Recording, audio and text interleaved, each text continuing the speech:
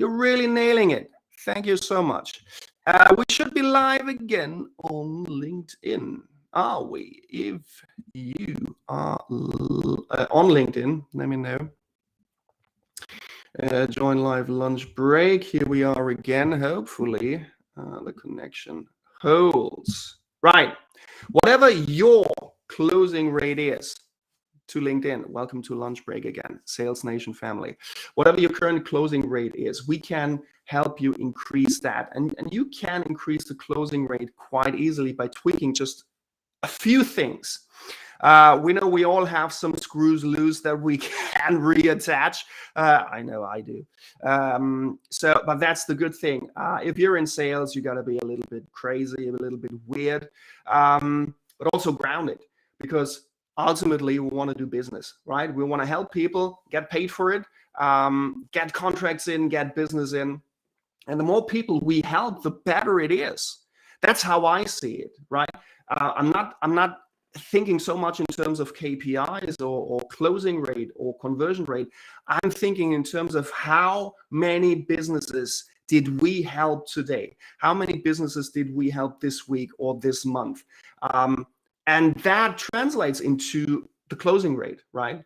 If they are convinced that we can help them and we close them, then we add massive value to these businesses. And that's what it's all about, right? If you don't add value to the world, if you don't add value to your prospects, to your customers, then what the hell are you even doing?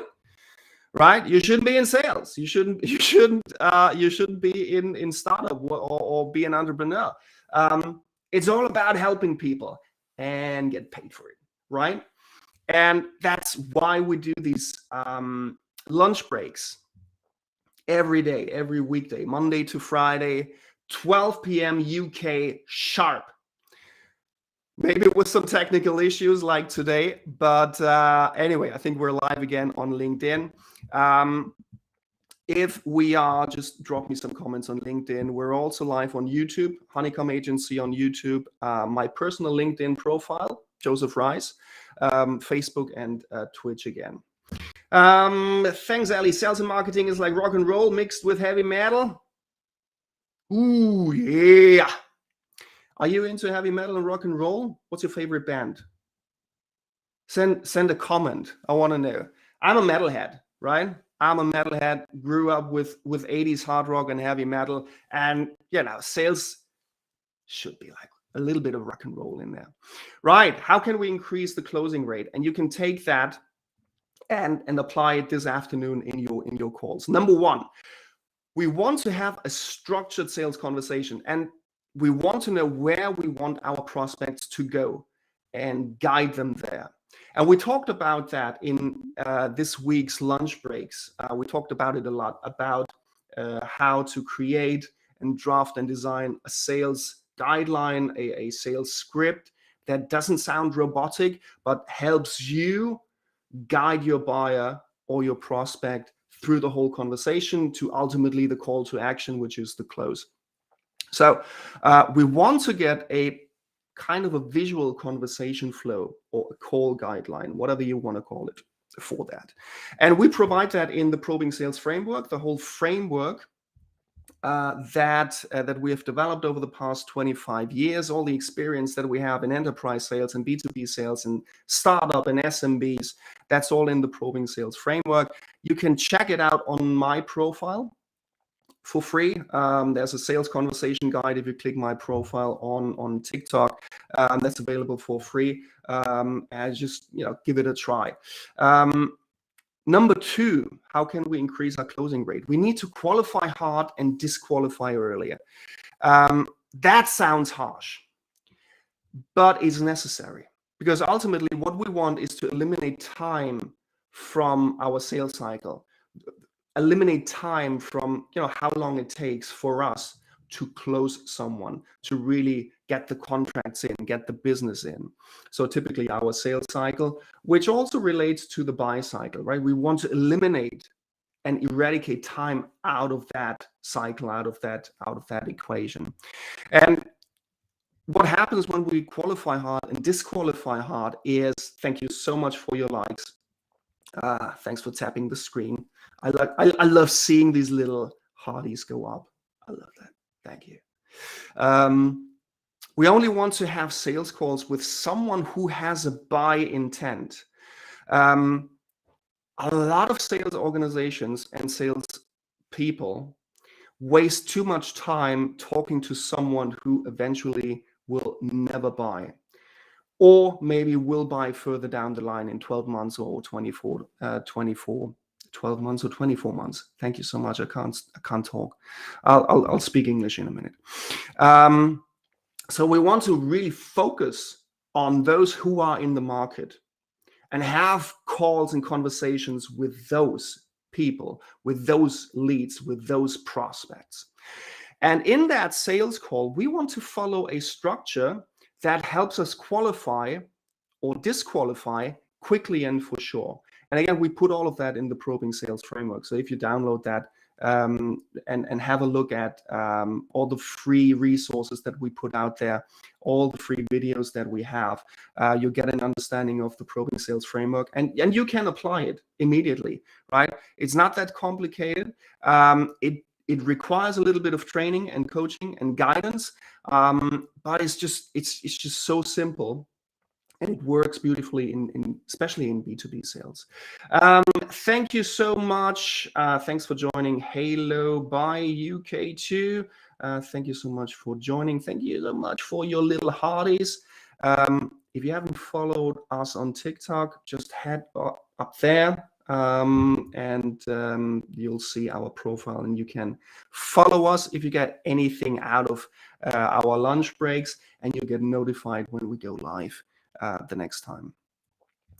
Number 3, we want to speak to fewer people, to fewer leads and fewer prospects. Why do I say that? Isn't sales a numbers game? Generally it is. But here's the trick question. If we speak to fewer people, let me just head over to our comments in LinkedIn. Dania, thank you so much. Hey, Joseph, you explained this really very well. Thank you so much. Maybe we'll go to the sales sushi lunch in Ingolstadt or in the UK again sometimes. Yes, absolutely. Next time you're in the UK, let me know, Dania.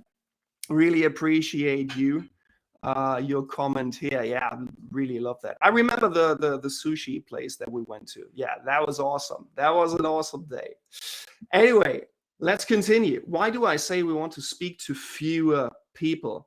Fewer people, but higher qualified, right? So in order to do that, we need to adapt our KPIs, right? We can't just be a numbers game only.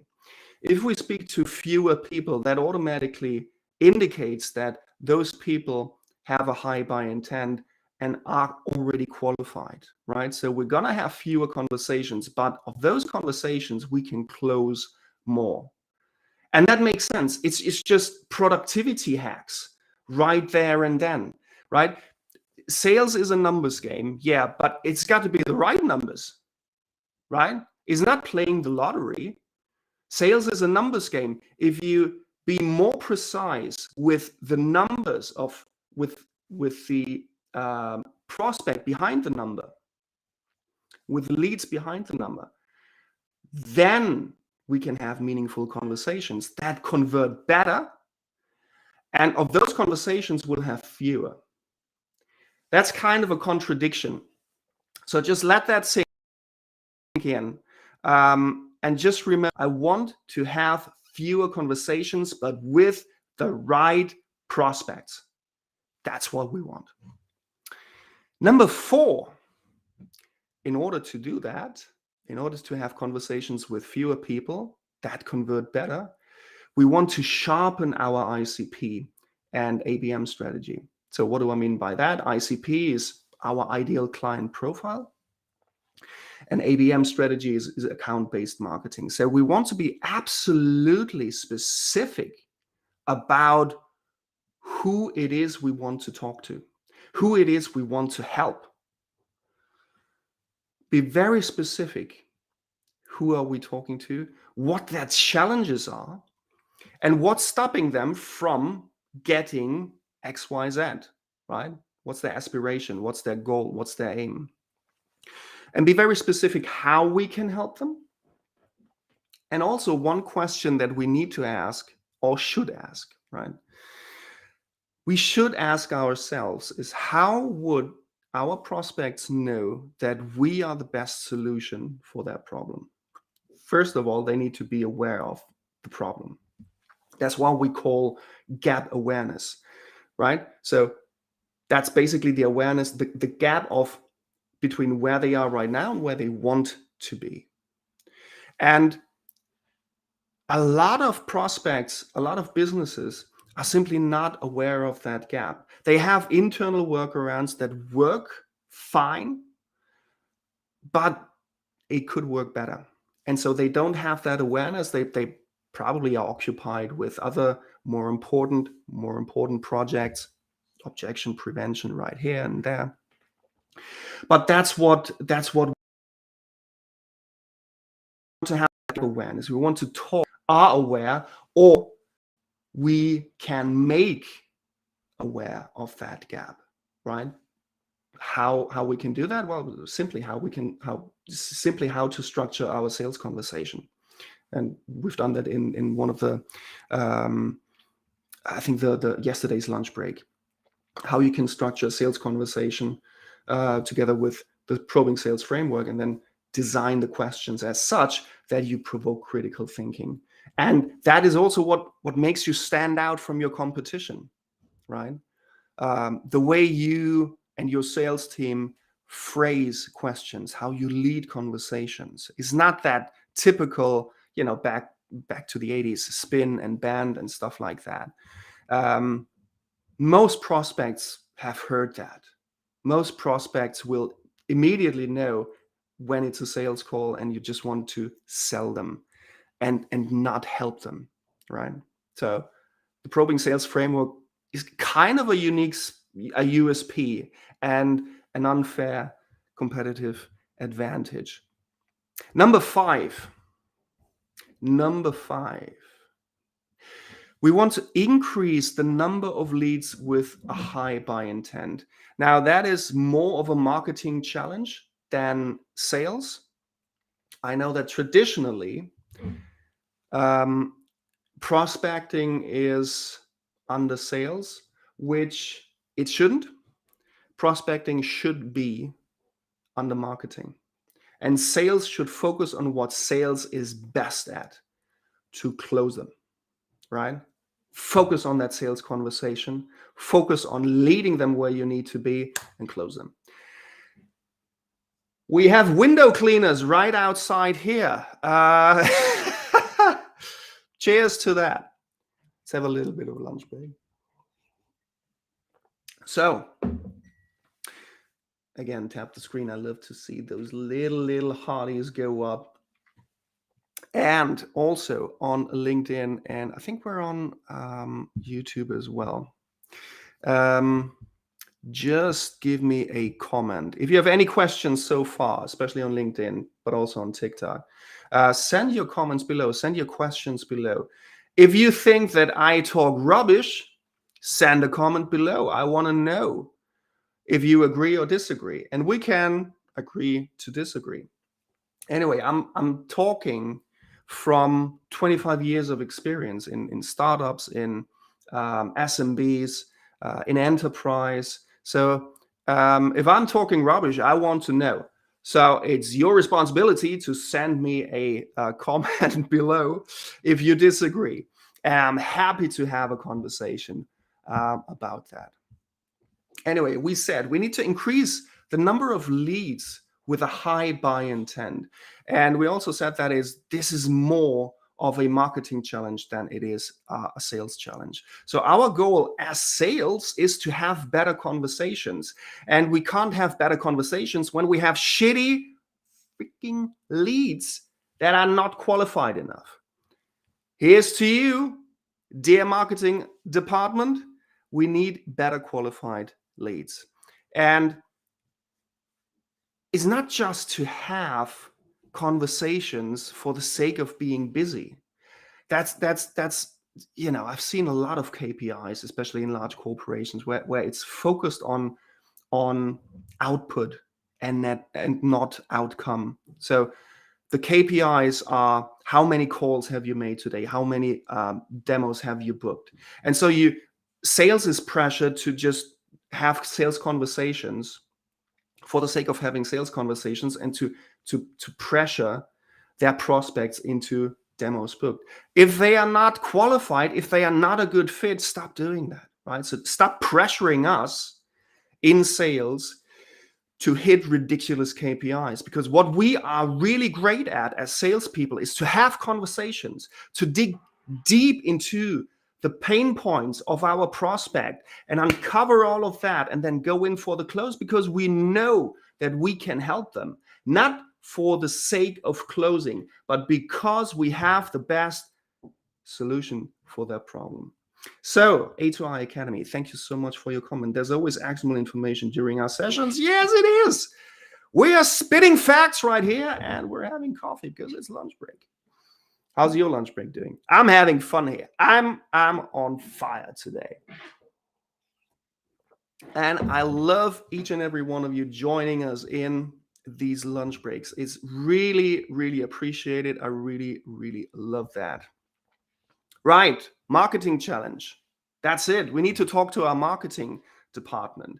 The sales manager needs to talk to the marketing manager on a regular basis, right?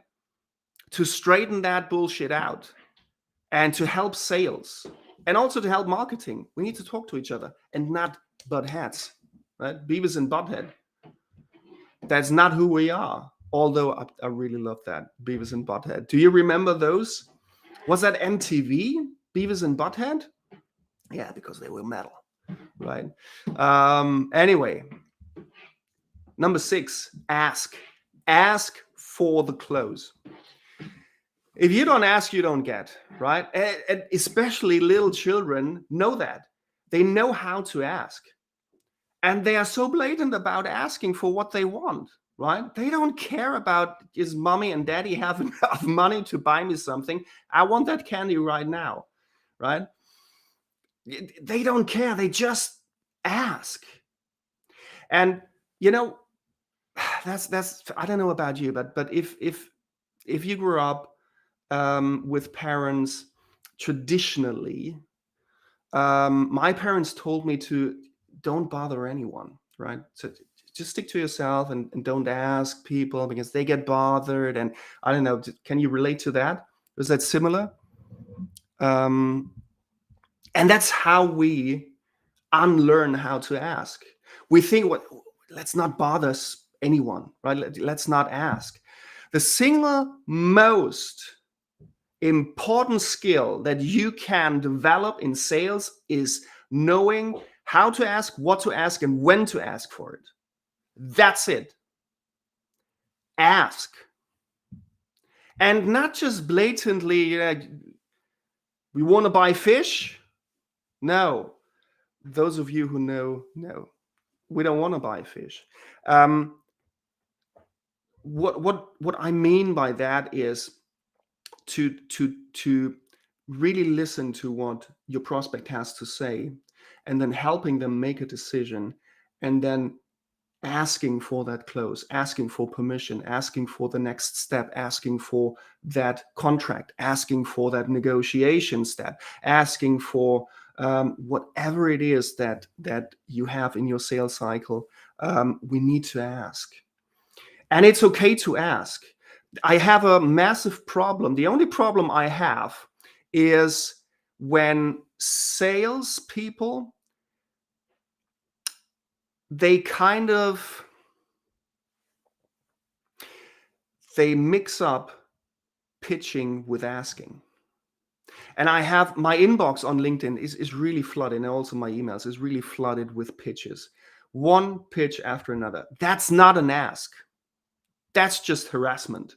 That's just fucking spam, okay? You don't want to do that. You want to stand out. Your sales force, you as a personal brand in sales, you want to do things differently than all the other bullshitters who don't know.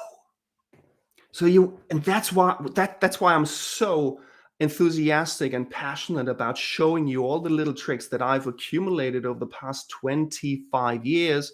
And we've put all of that into the Probing Sales framework, which will help you have better conversations, convert better, faster, and for sure. And so we need to relearn to ask again. What to ask, how to ask, and when to ask it. It is a skill. It is a skill that we can relearn. We were really, really good at asking when we were little children, right? We just unlearned it, right? Our parents said, "Don't bother anyone. Don't ask." And the single most skill that you can develop is really knowing how to ask. And I would bet 95% of your ask to help or help you will result in a positive feedback. Maybe immediately, maybe in midterm, maybe in long term. But as soon as you keep as soon as you, was that grammatically correct? That was shite English. As soon as you start asking, you will start to receive. That almost sounds biblical. Anyway, point number 7, prepare for your sales call, prepare for the discovery call, prepare for your demos that you booked. On TikTok, are you still with me? Tap the screen for some hearties to go up. I really love seeing that, and I know that you're still there. If you have any questions, drop them in the comments below. Let me just check the comments here. All working well, thank you, Elizabeth. Guilty, yeah, I know, but that's fine. We're working on that. Anyway, prepare for the call. Look up your prospects or your leads on LinkedIn. Go to their LinkedIn profile. Here's one neat little trick. If you have the Sales Navigator, they don't see that you visited their profile, which is a neat way of just spying a little bit, gathering information, gathering intelligence about who this prospect is. Maybe it's a little bit of private, personal background, which is great that you can use to build rapport in your call, stuff like that. So that's one thing that we can do. Look up our prospect on LinkedIn before the call, before the discovery call or the demo. Number 2 is Google them. Right? Put it in Google and see what comes up. Maybe you'll find something that is related to the call that you're going to have. Maybe you find something that is related to them personally, that you can drop in your sales call and build a little bit of rapport. Google their company and also go on their company website, especially the news section, especially the PR section. And Google has a great tool called Google News, I think, where you can see all the PR or the news about a specific person or a specific topic or a specific business or brand. So do your homework. Yeah. Now, I sound like a freaking teacher now, but please do your homework. I never liked doing homework when I was in school, to be quite honest with you. But yeah, so it works. So let's prepare for the call. Let me just see, we have a question here. What to do when we're networking without pitching? You can network without pitching. So first of all, if it's on LinkedIn, have a stellar LinkedIn profile, right? That tells everyone who you are, what you do, what you're looking for, who you're helping, and how. So that's absolutely a prerequisite, I would say. And then I would say you have different ways of how you can network without pitching. Number 1 is to ask for help. Number 2 is to ask them how you can help them. Number 2 is who do you know? And these are really great 3 questions to start with. So go into your network and just ask for help, but without pitching. What you can do if you're a B2B brand, if you have a podcast, you just target your ICP, your ideal client, and just invite them onto your podcast and have a chat. 10 minutes, 20 minutes, 30 minutes. And the interesting thing is, if you do that to connections and people who have a great following, then all you need to do is do a little bit of marketing and ask them to send that link to your podcast out to their connections, to their marketing department. So it's a little bit of like, marrying upwards or dating upwards. So just leverage that. And also what I found very helpful is to just ask for help. So what we can do, it depends on what business you're in, but we're in sales education, sales training. So I would just ask anything along the lines of, are you doing anything around sales training? Or who do you know who needs to increase their closing rate? Something like that. People love to help if you ask in an honest way without pitching, right? It's really just the interpersonal connection that you are building. And don't be afraid to ask, right? So again, we're going back to point number 6. Don't be afraid to ask. Everybody needs help now and then, right? Everybody has a business that maybe sometimes it's not skyrocketing. We don't get the hockey stick, or we just started with our business and we just need help. We just need a mentor, or we just need an introduction. And you can do that beautifully and without shame. Just ask people, because if you get connected to someone, if you get an introduction, you already are in a better position because you have the introduction and the authority that you have from the person who introduced you to a potential customer. That reflects on yourself as an authority, as a trustworthy individual or business. So introductions, especially in your or from your network, from your professional network, are so important. So do that. I encourage you to do that. Just ask for help. Ask for help. Invite your ICPs to your podcast. Invite them to have an interview, or invite them to just ask a question. How do you go about that? We're doing a survey right now about C-level executives or sales directors. How do you go about XYZ? Would love to have your input. Don't bother them, right? But be precise in asking, right? If it's just a feedback that they can write a few words, perfect. That's all you need. That's all you need. So that's it. Point number 8: how you can increase your closing rate is to relax.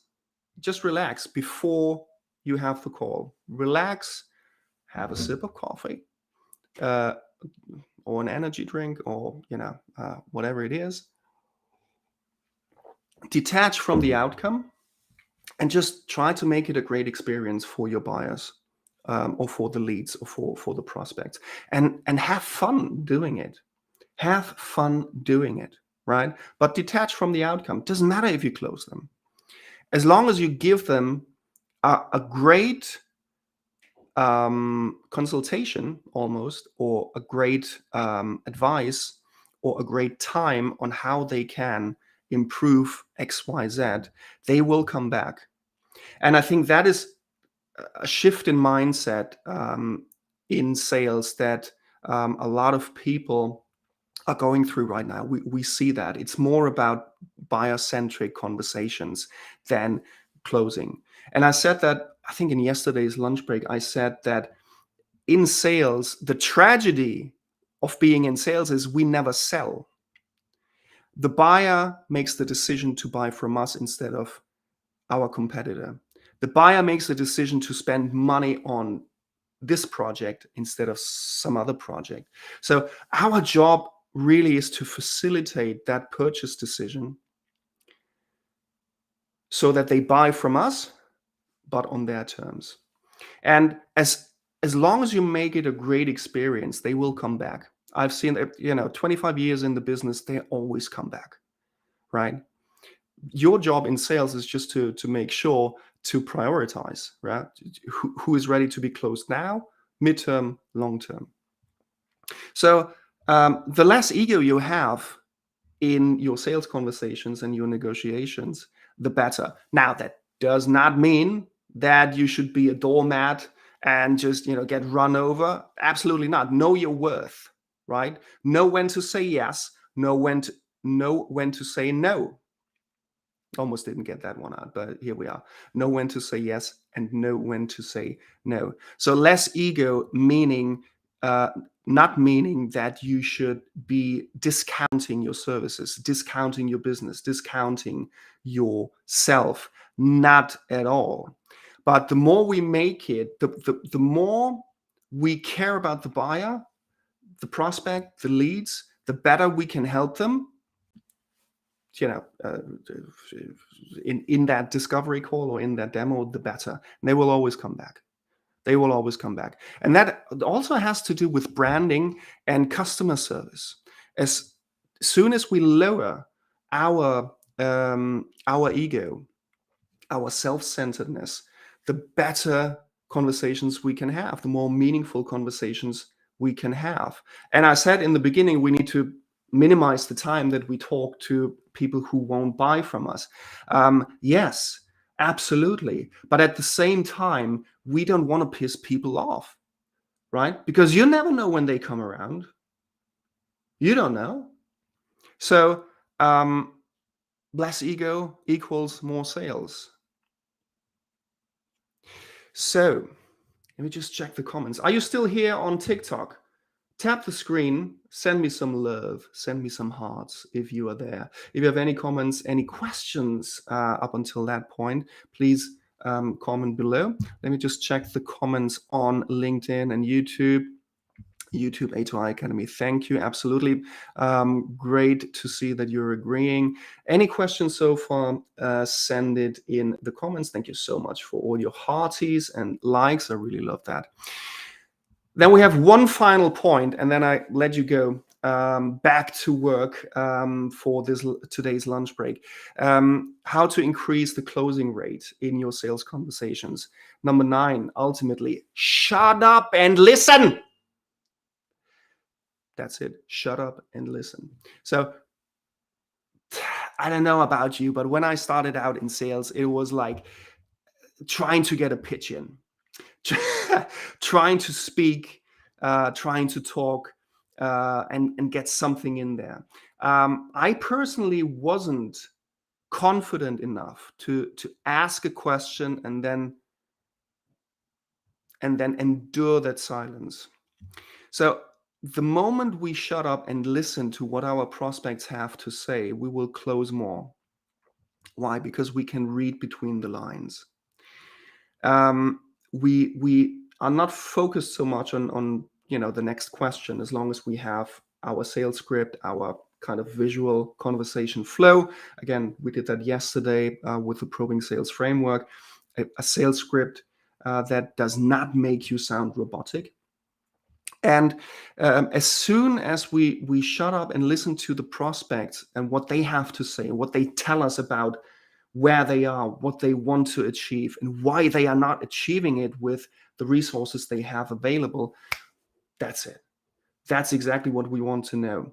So we get pen and paper aside and we make notes, and we can use these notes and what they say in the words they use to get closer to the close. And by the way, that's also a good way to disqualify. So the more we listen, the sooner we know, is that a good lead or is that a bad lead? Could that be a potential customer? Yes or no? And just have the audacity to say no. To say, I think that's what we work with our sales teams the most, is to know when to say no, to tell them, listen, I don't think we are the best fit. Of course, you think, I don't think you're the best fit for us right now. But to have that freedom and the honesty to just say that, right? I don't think we're the best fit for you. I think you rather need X, Y, Z. maybe even a competitor, but that's what we can hear and grab out of the conversation if we just shut up and listen, right? We need to know what to ask, when to ask it, how to ask it. That's why we have the probing sales framework, all the 6 elements of a sales conversation. So you know all of that, you have your questions, you know how to guide your prospect through the conversation ultimately, so you can qualify and disqualify. And the more you listen, the more you will understand, right? So your job is to lead the conversation by the questions you ask, and ultimately get to the close, or not, or to disqualify. So that's it. That's the 9 points of today's lunch break. The 9 points how you can increase your closing rate in your sales conversations. We are still live on TikTok. Thank you, Sabrina. I don't really know how to pronounce that, but hi, Sabrina. And we're still live on YouTube and LinkedIn. Listen, that's a wrap for today. Do you have any questions about what we discussed right now? Anybody in B2B sales, especially about sales conversations, entrepreneurs, startup founders? Drop your comments below, drop your questions below. Anything unclear that I explained, drop the comment below. Thank you so much for joining in today. It was a little bit of a longer lunch break because we had some technical issues in the beginning, but I really enjoyed this one. I hope you did too. So here's to you. Is that IKEA? I have no idea. No, it's not. It's not. Anyway, I'll see you tomorrow, 12 o'clock, Friday. Sales Nation lunch break. Weekdays, 12 o'clock p.m. UK BST sharp. See you tomorrow. Thank you. Just leave that open for a minute. Thank you so much for all your likes. We got 280 likes, 291 likes.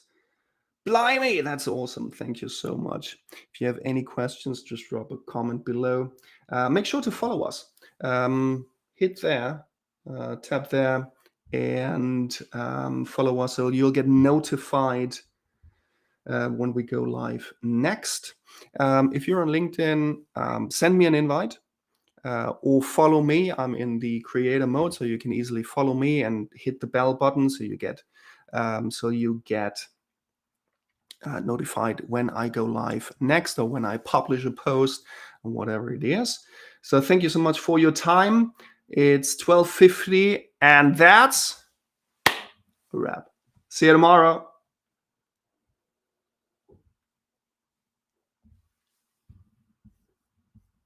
End stream.